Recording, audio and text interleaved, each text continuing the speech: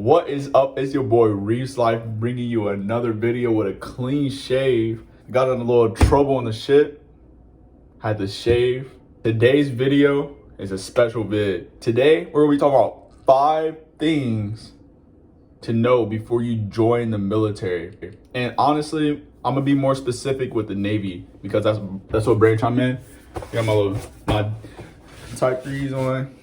Honestly, guys, joining the Navy it's a big step in life. Honestly, before you join, I advise you to do your research, watch videos, or read and study up on it.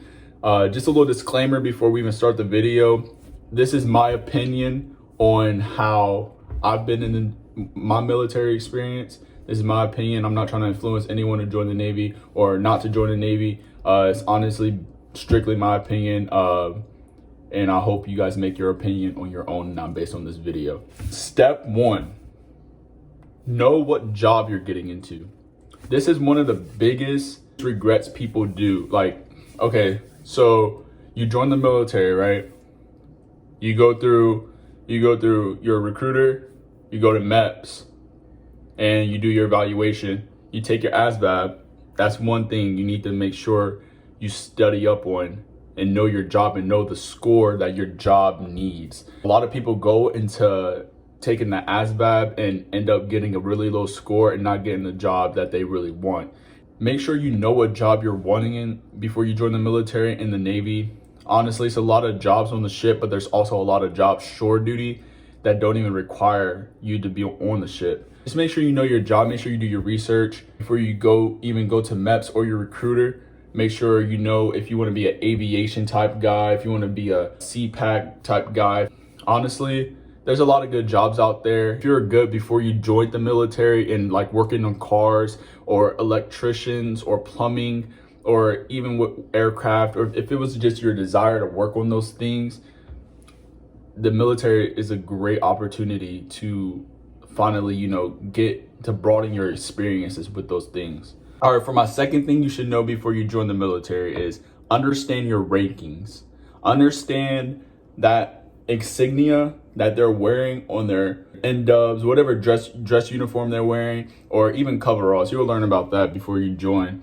But make sure you study those rankings, because if you're in a debt program, I'm pretty sure they help you understand. They give you a book, a pamphlet with all the rankings, and you could even look it up on Google. And the Navy, we have a third class, we have second classes, we have first classes, chiefs, senior chiefs, master chiefs, and then command master chiefs, but they're the same thing. And then we have a MCPON, and it's only one, but I haven't seen a MCPON. And we have officers. But basically, this debt program is going to prepare you to understand the rankings in the Navy, to understand the officer rankings in the Navy. So once you go into RDC in Chicago, when you go to boot camp, you're going to be in your division. Your division usually, marches around, or you usually go to sick call if you get sick or something like that. But you go by yourself when you go to sick call. You could get challenged by any of the RDCs. You could get challenged by any of the officers there. And they'll tell you, you salute to an officer. Quick story. I was going to sick call one time, and you have to run a sick call, by the way.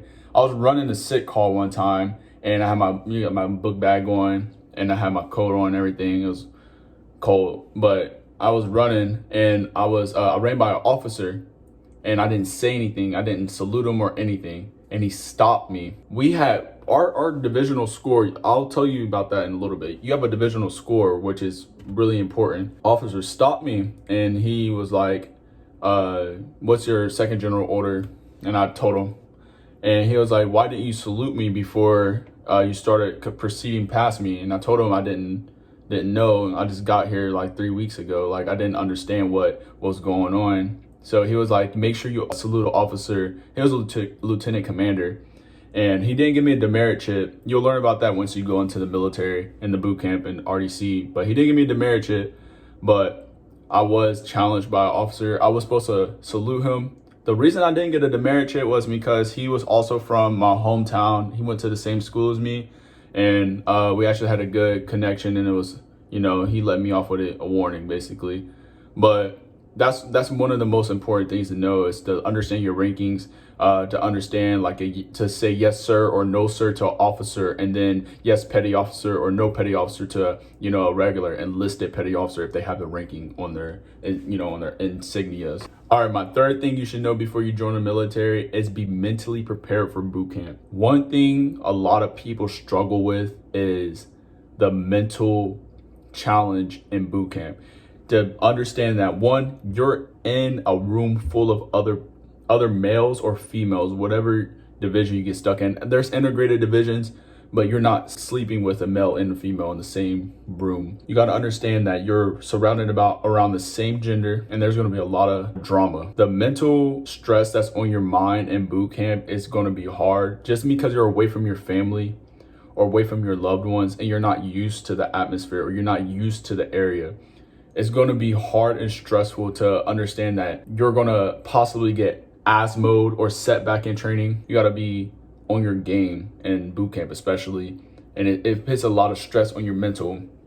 And some people get depressed in boot camp by not getting mail from family members, and they really stress about that because they need people to talk to, and they need to have that reassurance to know that somebody's okay at home or stuff like that. Don't worry about the things that are at home. Worry about what you are here for, what you signed up for. Because if you're distracted for even a split second in a real world situation, that could be a life or death situation.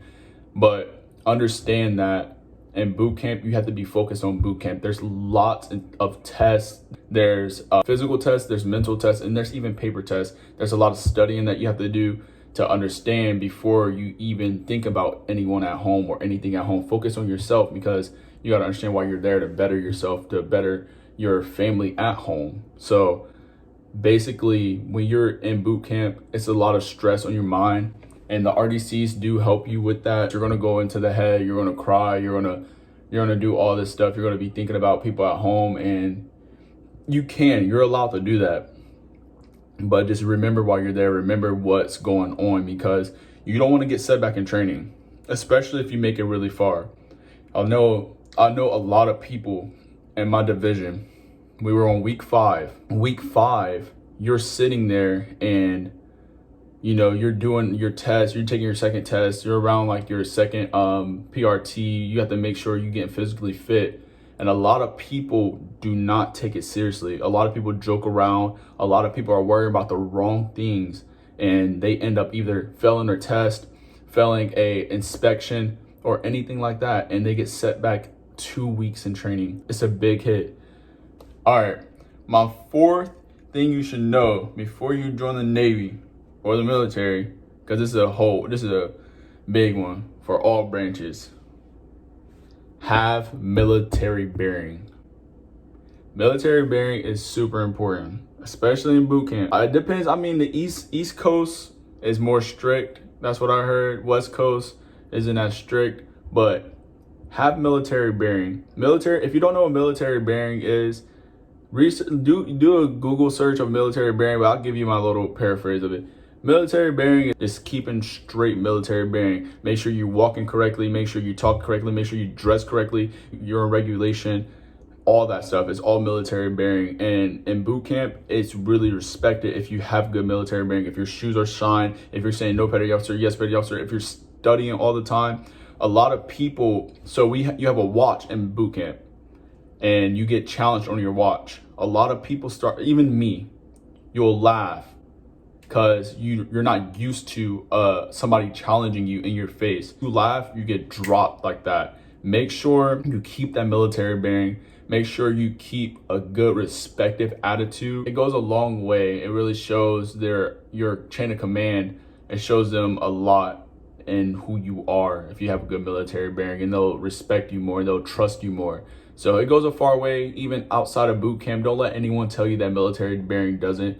I need to work on mine, but honestly, it's very good to have a great military bearing. My fifth and final thing you should know before you join the military is get the most out of it. Let me tell you this now. When you join the military, I know a lot of people who get out the military with nothing. And one thing that the military has done really good is with helping a lot of sailors and a lot of military active duty save, and even reserves, save good money. They now have you guys have a lot of active duty military or reserve military people. It's really good, and it'll help a lot. But a lot of people join the military and get nothing out of it.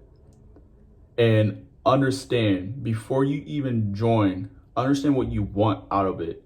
A lot of people join and they'd be like, oh yeah, I'm gonna stay here for 20 years, and end up staying for 5. But in those 5 years, people don't do anything. They don't rank up. They don't get any qualifications. They don't understand anything. They're just there to be there or to get a college education, which is not bad, but be there for a reason. Better yourself. Allow yourself to grow as a man or a woman, and to understand what you need to do while you're in the military. There's a lot of opportunities out there. GI Bill in the post 9/11. But you got to understand there's a lot of other things too. You get free schooling while you're in the military. You get qualifications, as in like in your division or your unit, because once you get qualifications, it helps you to gain rank once you start taking tests and stuff like that. A lot of people don't really take the advantage of. In the Navy, we have a section called Fleet and Family, and they have a lot of like business advisors, financial advisors. They have a lot of different utilities you could use, and a lot of sources that you could use. And a lot of people don't know. They don't even want to know about things in the military that you could use. It's a lot of benefits that you don't have as a civilian. And honestly, it's a good opportunity to take, because a lot of people don't take anything while they leave, or they end up being back where they were before they even joined the military. So make sure you know what sources and resources you have in the military while you're in, before it's too late and before you get out. Because a lot of people end up still having to re-enlist because they don't have anything after. So just be prepared for what you're getting into, but understand what you could get out of it too, and a lot of things that you could take advantage of. So take advantage of it. If you like this video and it was helpful for you, please hit that like button, subscribe, put a comment in the comment section down below. If you guys want a story time to my MEPS experience, I know a lot of people are putting them out there. I had a crazy MEPS experience. I could put that up if you guys want. Make sure you hit that subscribe button, make sure you hit that like button, drop a comment in the comment section down below, and I'll see you guys on the next video.